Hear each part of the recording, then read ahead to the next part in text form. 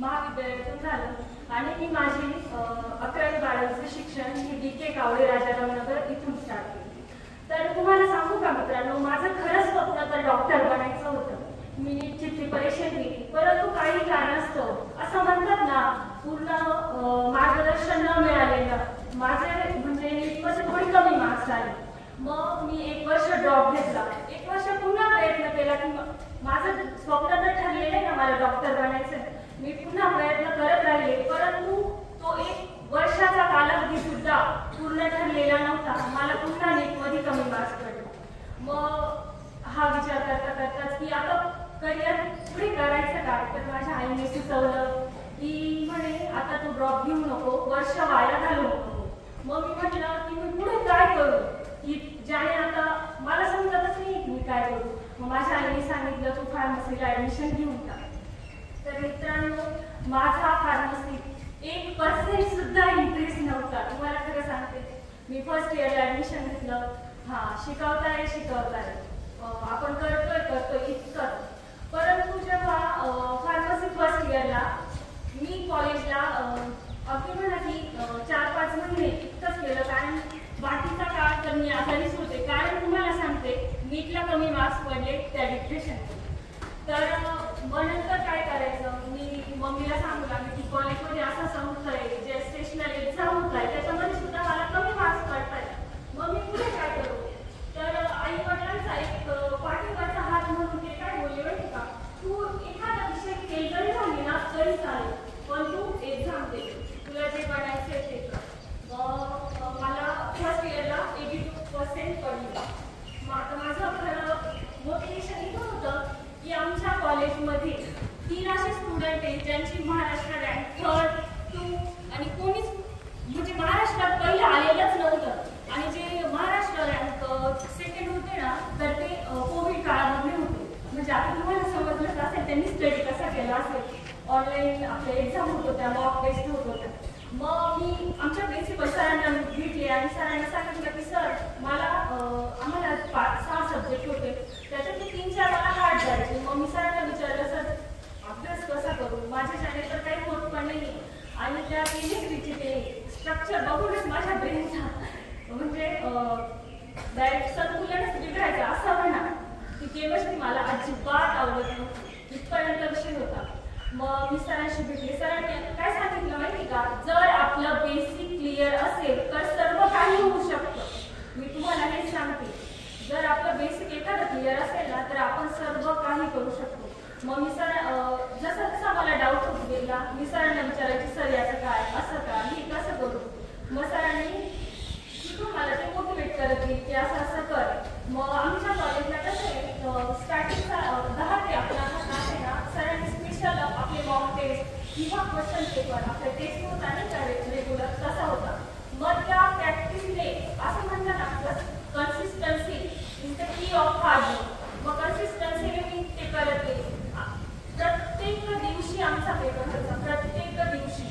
मग त्याच्यातून आपले प्रिव्हियस इयर क्वेश्चन म्हणा, सर्व आमचं होत गेलं तिथं. मग राहिला विषय असा की ॲन्युअल एक्झाम आली.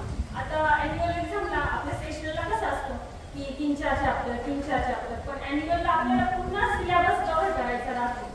तर सरांनी तेव्हा काय केली, जे तुला येत आहे ना ते करू नको, ज्याच्यात तू वीक पडते ना त्याच्यावरती फोकस कर. अगदी आपल्याला तसंच करायचं. मग मी माझे जे वीक पॉईंट आहे ते शोधत गेले. जसं की आम्हाला लॉ आणि इथिक्स हा सब्जेक्ट होता, तर याच्यामध्ये आपल्याला म्हणजे मोहन उत्तर देता येते. जो लॉ आहे फार्मसी रिलेटेड तोच आपल्याला तिथे लिहायचा राहतो. मग काही मुलांचं असं राहतं नाही का, आता थोडंसं वाचलं मग विसरून जातो.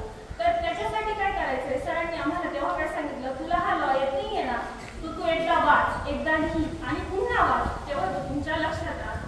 मग मी सतत ती प्रॅक्टिस करत गेले आणि यश तुमच्या म्हणजे समोरच आहे. मला इतके काही जास्त मार्क्स नाही मिळाले, 91.9 फक्त इतक्यात आणि महाराष्ट्र रँक 1 आली. माझं स्वप्नही नव्हतं महाराष्ट्र रँक 1 यायचं, परंतु जेव्हा आम्ही कॉलेजवाल्यांनी जरा चौकशी केली तर स्टार्टिंगला असं होतं की लातूरची एक स्टुडंट होती जिला 90.20 होते आणि आमच्या MSBTच्या साईटवरती त्यांनी काय केलं की यांनी आमच्या शैक्षणिक वर्षाची महाराष्ट्र टॉपर आहे. मग आमच्या कॉलेजवाल्यांनी थोडी चौकशी केली की अरे आमच्या कॉलेजमध्ये तर 91.09 अशीच विद्यार्थिनी आहे, मग ही महाराष्ट्रात टॉपर का नव्हे?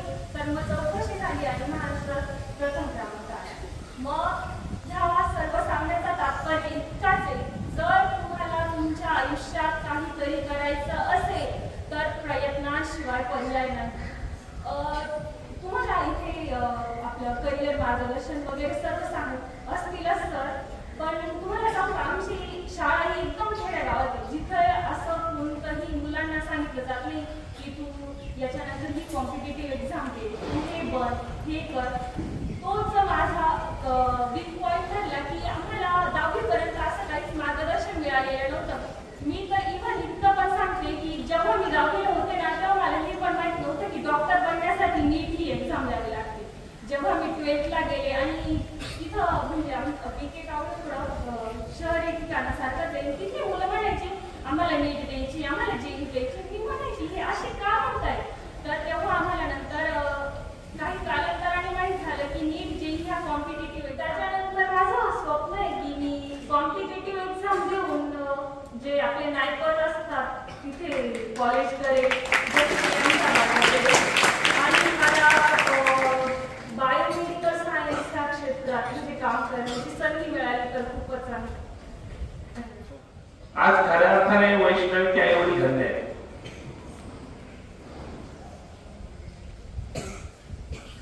एका मजुरी करणाऱ्या मुलगी महाराष्ट्रात पहिली आहे असा अभिमान तुमच्यामध्ये पण असला पाहिजे. तुमचा पण सत्कार आम्ही केला पाहिजे अशी माझी इच्छा आहे. त्या सत्काराला मी असे गेले माहित नाही, मी सेवानिवृत्त होणार आहे, पण इथे उपस्थित असलेले तुमचे शिक्षक शिक्षिका यांनी तुमचा सत्कार करावा आणि तुमच्या आई वडिलांना तो अभिमान वाटावा असं कर्तृत्व तुम्ही गाजवलं पाहिजे अशी माझी इच्छा आहे. ना की यासाठी नाही की तुम्ही काहीतरी थोडी केली, तुम्ही काहीतरी कुणाचं तरी नाव घेतलं आणि आई वडिलांना इथे माफी मागायला यावं लागतं याच्या इतकं दुर्दैव नाही. अतिशय सुंदर भाषण केलं. तिच्या मुलीला मेडिकलला जाण्यासाठी नीटची परीक्षा द्यावी लागते हे माहित नाही, पण तिने न थांबता स्वतःची इच्छा पूर्ण होत नाही लक्षात आल्यानंतर मार्ग बदलून स्वतःला घडवण्याचा प्रयत्न केला. याला जीवन जगणे म्हणतात.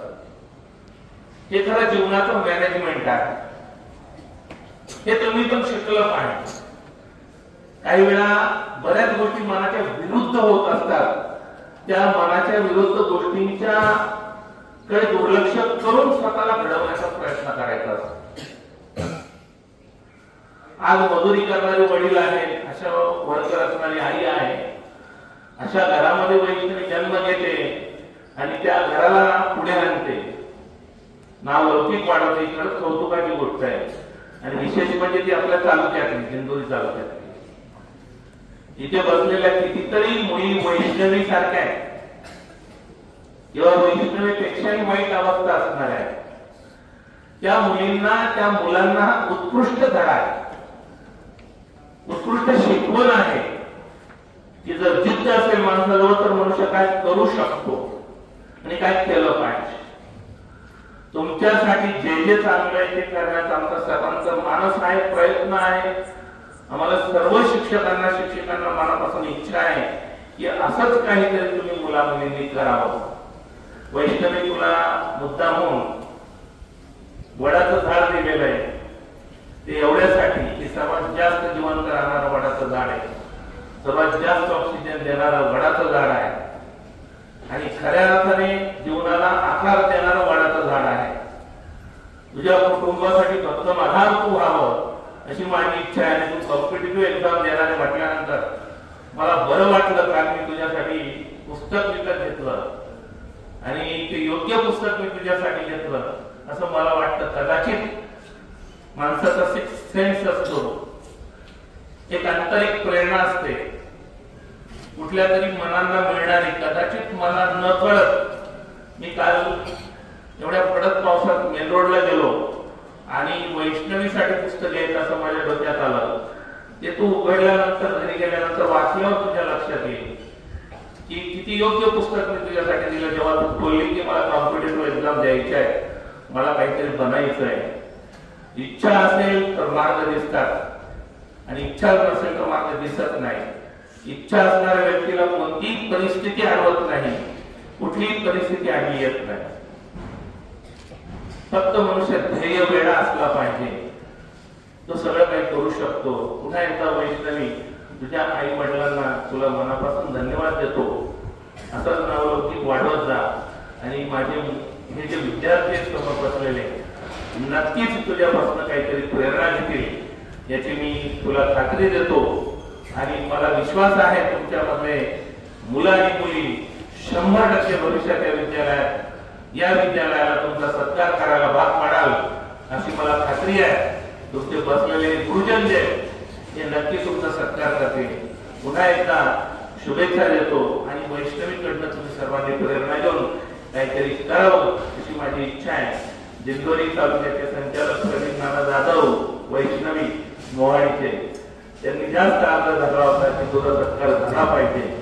त्यांनी सुद्धा तुला संदेश दिलेला आहे, तुला शुभेच्छा दिलेल्या आहेत. मी त्यांना बोलवलं होतं इथे, पण आज त्यांना खूप महत्वाचं काम असल्यामुळे ते आले नाही. कालच आमचं फोनवर बोलणं झालं. त्यांनी सांगितलं की सर तिचा सत्कार करून टाका व्यवस्थित. कधीतरी मी आलो की तिला आपण भेटू. पुन्हा एकदा त्यांच्याकडनं पण तुला शुभेच्छा देतो आणि थांबतो. धन्यवाद. जय हिंद, जय महाराष्ट्र.